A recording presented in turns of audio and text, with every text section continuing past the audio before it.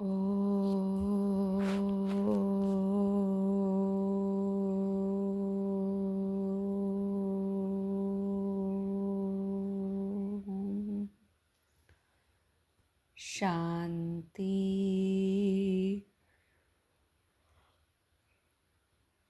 13/2/2025 প্রাতঃমুরলি। ওম শান্তি। বাপদাদা মধুবন। আজকের বাপদাদার অমূল্য মহাবাক্য হচ্ছে, মিষ্টি বাচ্চারা বাবা যা তিনি ঠিক যেমন সেই যথার্থ ভেবে জেনে স্মরণ করা। বাবা যা তিনি যেমন সেই যথার্থ ভেবে জেনে স্মরণ করা, এটাই হলো মুখ্য বিষয়। মানুষকে এই কথা অনেক যুক্তি দিয়ে বোঝাতে হবে। সমগ্র বাবা বলছেন মানুষকে এই কথা অনেক যুক্তি দিয়ে বোঝাতে হবে যে বাবা যেরকম, বাবা যেমন সেই রূপে যথার্থ ভেবে তাকে স্মরণ করতে হবে। আজকের মুরলি থেকে প্রশ্ন হচ্ছে, সমগ্র ইউনিভার্সের জন্য কি এমন পাঠ রয়েছে যেটা তোমরা এখানেই পড়ো? উত্তরে বাবা বলছেন, সমগ্র ইউনিভার্সের জন্য এটাই হলো পাঠ যে তোমরা সবাই হলে আত্মা। নিজেকে আত্মা মনে করে বাবাকে স্মরণ করো, তো পবিত্র হয়ে যাবে। সমগ্র বিশ্বের যিনি বাবা, তিনি একবারের জন্যই সবাইকে পবিত্র বানাতে আসেন। তিনি এসে রচয়িতা আর রচনার জ্ঞান প্রদান করেন। এই জন্য বাস্তবে এটাই হলো একমাত্র ইউনিভার্সিটি। এই সমস্ত কথা বাচ্চাদের স্পষ্ট করে বোঝাতে হবে।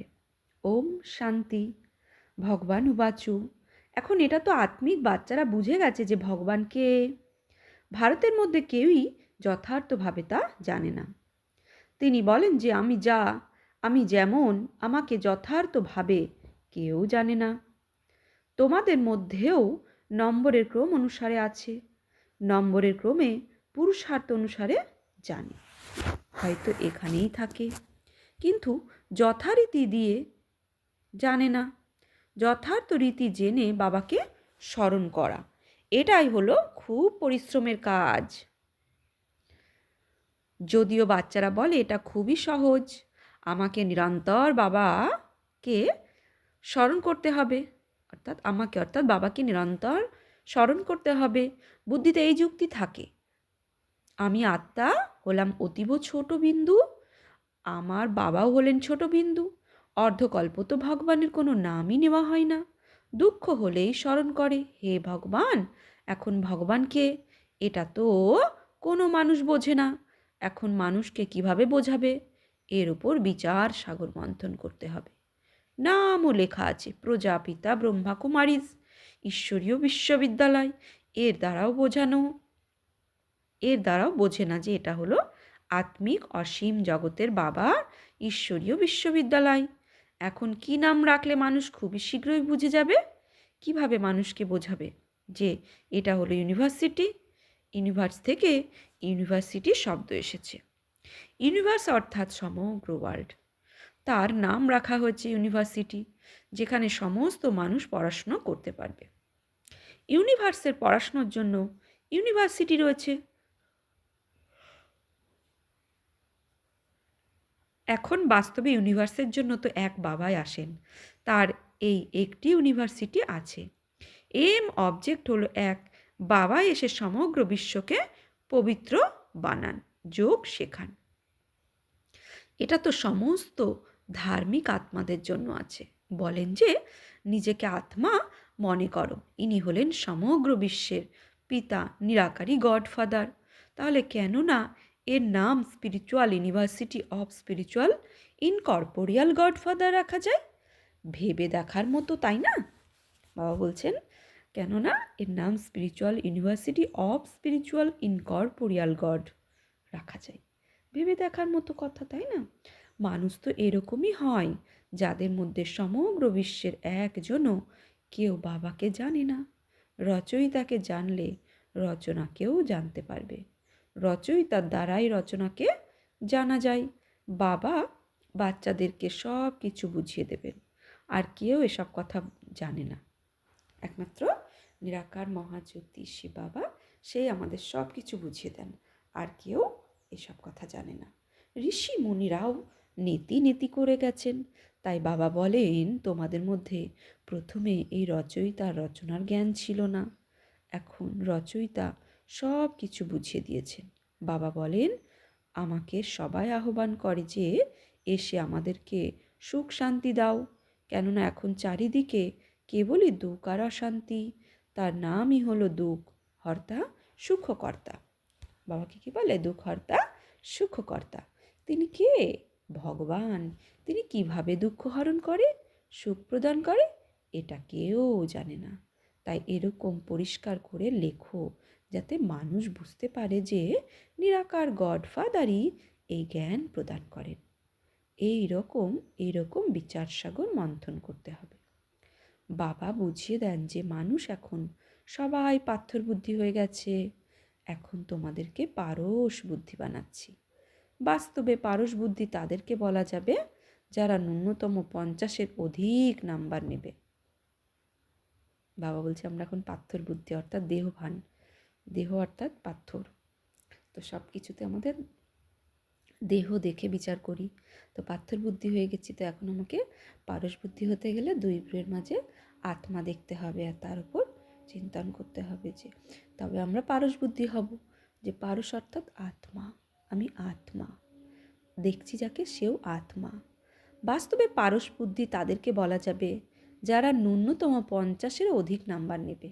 যারা অসফল হয়ে যাবে তাদেরকে পারস বুদ্ধি, তাদের পারস বুদ্ধি নেই। রামও কম নম্বর নিয়েছিলেন, তাই তাকে ক্ষত্রিয় দেখানো হয়েছে। এটাও কেউ বোঝে না যে রামের হাতে তীর ধনুক কেন দেখানো হয়েছে। শ্রীকৃষ্ণের হাতে সদর্শন চক্র দেখানো হয়েছে যে তিনি সবাইকে হত্যা করেছেন, আর রামকে বাণ দেখানো হয়েছে।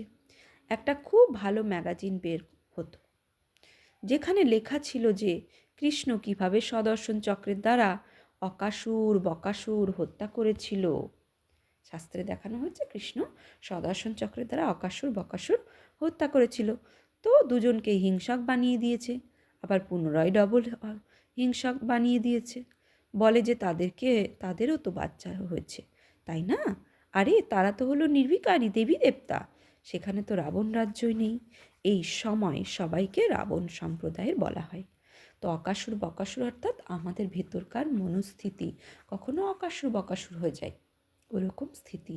তো ওই স্থিতিকে সদর্শন চক্রের দ্বারা বিনাশ করে কি করতে হবে? আত্মিক স্থিতিতে স্থিত করতে হবে।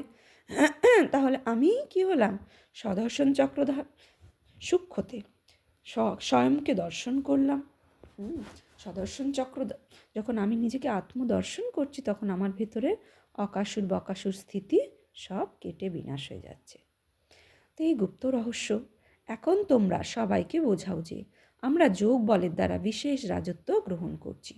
তাহলে কেন যোগ বলের দ্বারা বাচ্চা হতে পারে না? বাবা বোঝাচ্ছেন যে আমরা যোগ বলের দ্বারা বিশ্বের রাজত্ব গ্রহণ করছি, তাহলে কেন যোগ বলের দ্বারা বাচ্চা হতে পারে না?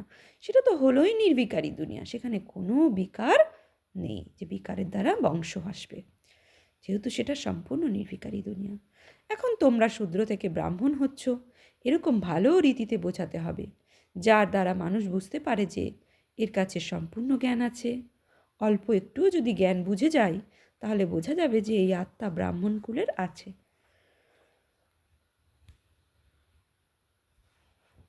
আবার কয়েকজনকে দেখে বোঝা যায় এই ব্রাহ্মণ কুলের নয়, অনেক রকমের আত্মাই তো আসে, তাই না? তাই তোমরা spiritual university of spiritual incorporeal god father লিখে দেখো কি হয়। বিচার সাগর মন্থন করে শব্দ মেলাতে হয়। লেখার জন্য যথাযথ যুক্তি চাই, যার দ্বারা মানুষ বুঝতে পারে যে এখানে এই জ্ঞান গডফাদার বোঝানো, এখানে এই জ্ঞান গডফাদার বোঝান অথবা রাজযোগ শেখান। এই শব্দ হলো সাধারণ। জীবন মুক্তি হলো 1 সেকেন্ডে, দেবী সার্বভৌমত্ব ক্ষমতা লাভ। এরকম শব্দ লেখো যেটা মানুষদের বুদ্ধিতে ধারণা হয়ে যায়। ব্রহ্মার দ্বারা বিষ্ণুপুরী স্থাপনা হয়। মনমনোভব, এর অর্থ হলো বাবা আর বাবার বরদানকে স্মরণ করা। তোমরা হলে ব্রহ্মা মুখবংশাবলী ব্রাহ্মণ কুলভূষণ। সদর্শন চক্রধারী। এখন এই সদর্শন চক্র তো বিষ্ণুর হাতে দেখানো হয়, কৃষ্ণকেও 4 হাত দেখানো হয়। এখন তার 4 হাত কিভাবে হতে পারে? বাবা কত সুন্দরভাবে তা বুঝিয়ে দিয়েছে। বাচ্চাদেরকে বোঝার জন্য বিশাল বুদ্ধি এবং পারস বুদ্ধি সম্পন্ন হতে হবে। সত্যযুগে যথা রাজা রানী তথা প্রজা পারস বুদ্ধি বলে, তাই না? সেটা হলো পারস দুনিয়া, আর এটা হলো পাথরের দুনিয়া। তোমাদের এই জ্ঞান প্রাপ্ত হয়েছে মানুষ থেকে দেবতা হওয়ার জন্য। তোমরা শ্রীমতে চলে নিজেদের জন্য নিজেদের রাজ্য পুনরায় স্থাপন করছো। বাবা আমাদেরকে যুক্তি বলে দেন যে রাজা মহারাজা কিভাবে হওয়া যায়। তোমাদের বুদ্ধিতে এই জ্ঞান ভরে যায়। অন্যদেরকে বোঝানোর জন্য সৃষ্টিচক্রের উপরে বোঝানো খুব সহজ আছে। এই সময় জনসংখ্যা দেখো কত বেশি হয়ে গেছে। সত্যযুগে খুব অল্প সংখ্যাই হয়। এটা তো সঙ্গম আছে, তাই না? ব্রাহ্মণ তো খুব কম সংখ্যকই হবে, তাই না? ব্রাহ্মণদের যুগই হলো ছোট। ব্রাহ্মণদের পর হলো দেবতা, তারপর আস্তে আস্তে জনসংখ্যা বৃদ্ধি হয়, ডিগবাজি খেলা হয়, তাই না? তাই সিঁড়ির চিত্রের সাথে সাথে বিরাট রূপেরও চিত্র হলে তো বোঝানো পরিষ্কার হয়ে যাবে যে তোমাদের কুলের হবে। তার বুদ্ধিতে রচয়িতা রচনার জ্ঞান সহজেই ধারণ হয়ে যাবে। তার মুখ দেখেই বোঝা যাবে যে এ আমাদের কুলের আছে বা নেই। যদি না হয় তাহলে গরম চাটুতে জলের ছিটা পড়লে সাথে সাথেই যেমন উড়ে যায়, তেমন জ্ঞানও তাদের বুদ্ধি থেকে উবে যাবে। যে বুঝতার হবে সে মন দিয়ে শুনবে। একবার কাউকে সম্পূর্ণভাবে তীর লেগে গেলে সে আসতেই থাকবে। কেউ কেউ প্রশ্ন জিজ্ঞাসা করবে, আবার কেউ ভালোভাবে বোঝার জন্য প্রতিদিন আসতে থাকবে। চিত্রের দ্বারা যে কেউ তো সহজেই বুঝে যেতে পারে। এই দেবী দেবতা ধর্মের স্থাপনা বাবা করছেন। কেউ না জিজ্ঞাসা করেও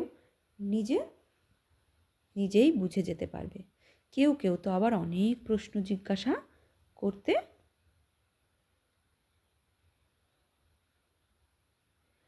থাকবে। কেউ কেউ বাবা বলছেন না জিজ্ঞাসা করে অনেক কিছু বুঝে যাবে, আবার কেউ কেউ অনেক জিজ্ঞাসা করতে থাকে, কিছুই বোঝে না। তবুও তো তাদেরকে বোঝাতে হবে, রেগে গেলে তো হবে না। আবার বলে যে ঈশ্বর তোমাদের রক্ষাও করেন না। এখন তিনি কিভাবে যে তোমাদের রক্ষা করেন সেটা তোমরাই জানো। কর্মের হিসাব নিকাশ তো সবাইকেই সমাপ্ত করতেই হবে। এরকম অনেক আছে যে শরীর খারাপ হলেই তো বলে যে রক্ষা করো। বাবা বলেন যে আমি তো আসিই তোমাদের পতীত থেকে পবিত্র বানাতে। সেই ধান্দাটা তোমরাও শেখো।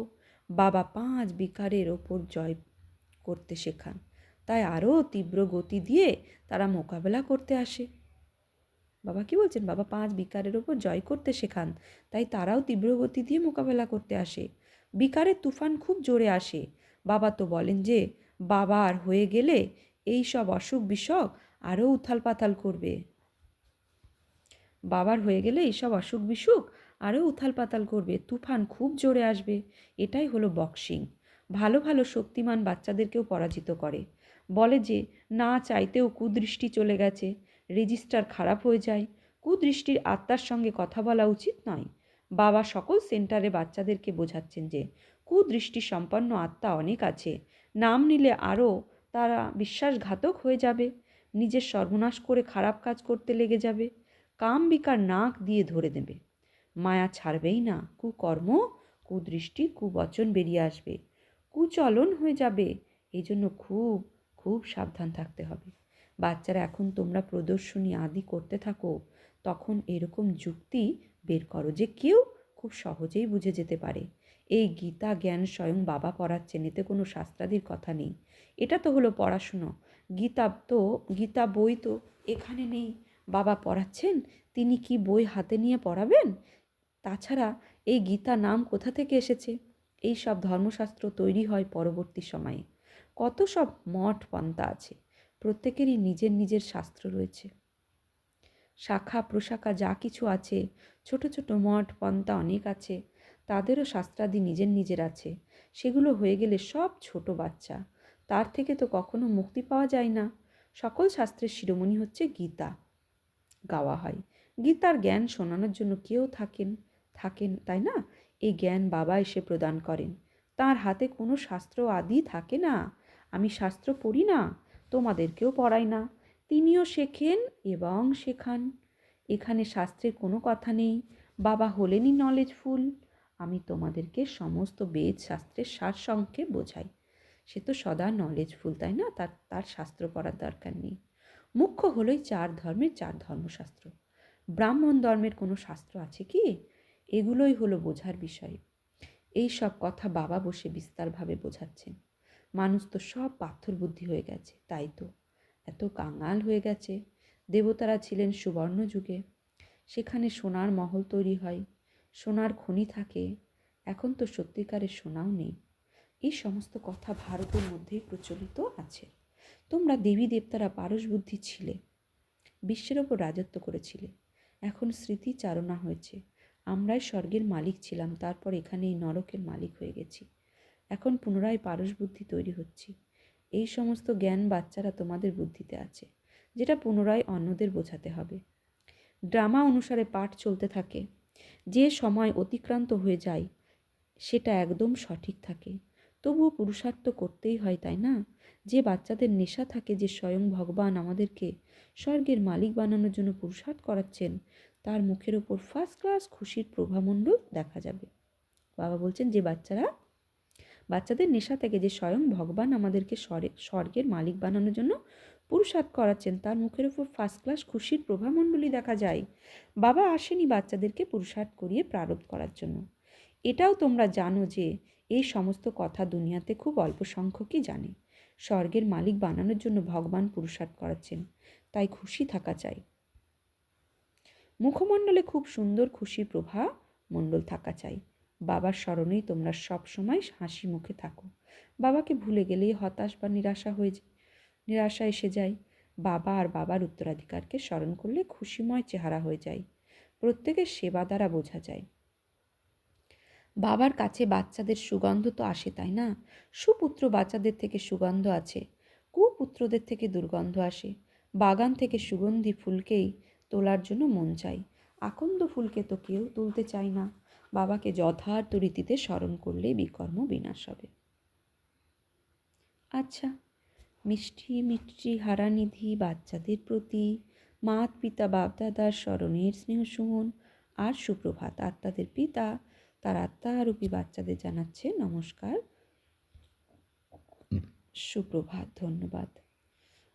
আমরা আত্মারূপী বাচ্চারাও আত্মারূপী বাপদাদাকে জানাচ্ছি নমস্কার, সুপ্রভাত, ধন্যবাদ। ধারণার জন্য মুখ্য সার: 1. মায়ার সাথে যুদ্ধে হেরে যেও না। খেয়াল থাকে যে কখনো মুখ থেকে কুবচন না বেরিয়ে যায়, কুদৃষ্টি, কুচলন, কুকর্ম না হয়ে যায়। 2. ফার্স্ট ক্লাস সুগন্ধি ফুল হতে হবে। নেশা থাকে যে স্বয়ং ভগবান আমাদেরকে পড়াতে এসেছেন। বাবার স্মরণে থেকে সবসময় হাসি মুখে থাকতে হবে। কখনো হতাশ বা নিরাশ হয়ে পড়ো না। বরদান: চ্যালেঞ্জ আর প্র্যাকটিক্যালের সমতা দ্বারা নিজেকে পাপ কর্ম করা থেকে মুক্ত রাখা বিশ্ব সেবাধারী ভব। চ্যালেঞ্জ আর প্র্যাকটিক্যালের সমতা দ্বারা নিজেকে পাপ কর্ম করা থেকে মুক্ত রাখা বিশ্ব সেবাধারী ভব। বাচ্চারা, তোমরা যে চ্যালেঞ্জ করো সেই চ্যালেঞ্জ আর প্র্যাকটিক্যাল জীবনের মধ্যে যেন সমতা থাকে, না হলে তো পূর্ণ আত্মার পরিবর্তে বোঝা বহনকারী আত্মা হয়ে যাবে। এই পাপ আর পুণ্যের গতিকে জেনে নিজেকে সেফ রাখো, কেননা সংকল্পেও কোনো বিকারের দুর্বলতা, ব্যর্থ কথা, ব্যর্থ ভাবনা, ঘৃণা বা ঈর্ষার ভাবনা পাপের খাতা বৃদ্ধি করে। এই জন্য পূর্ণ আত্মা ভবর বরদান দ্বারা নিজেকে সুরক্ষিত রেখে বিশ্ব সেবাধারী হও। বাবা বলছেন ঘৃণা বা ঈর্ষার ভাবনায় পাপের খাতা বৃদ্ধি করে, সেই জন্য আমাদের পূর্ণ আত্মা ভবর বরদানের দ্বারা নিজেকে সুরক্ষিত রেখে বিশ্ব সেবাধারী হও। সংগঠিত রূপে একমত একরস স্থিতির অনুভব করাও। স্লোগান: পবিত্রতার আলো চারিদিকে জ্বালাও, তাহলে বাবাকে সহজে দেখতে পাবে। কি বলছেন বাবা? পবিত্রতার আলো চারিদিকে জ্বালাও, তাহলে বাবাকে সহজভাবে দেখতে পাবে। অব্যক্ত ইশারা: একান্ত প্রিয় হও, একাত্মা আর একাগ্রতাকে ধারণ করো। একান্ত প্রিয়, একতার একাগ্রতাকে ধারণ করো। প্রত্যক্ষতার ঝান্ডা ওড়ানোর পূর্বে শুধু দুটো শব্দ প্রত্যেক কর্মে নিয়ে এসো। এক হলো সর্বসম্বন্ধ আর সম্পর্কে নিজেদের মধ্যে একতা। অনেক সংস্কার থাকা সত্ত্বেও অনেকের মধ্যে একতা আর দৃঢ়তা, এটাই হলো সফলতার সাধন। কখনো কখনো একতা নড়ে যায়, এ করলে আমি করব, এরকম না। তোমাদের স্লোগান হলো স্বপরিবর্তনের দ্বারা বিশ্ব পরিবর্তন, বিশ্ব পরিবর্তনের দ্বারা স্বপরিবর্তন নয়। আচ্ছা, আজকে আমরা সমান নেব। আমি পরম পবিত্র আত্মা, আমি পরম পবিত্র আত্মা। ওম শান্তি।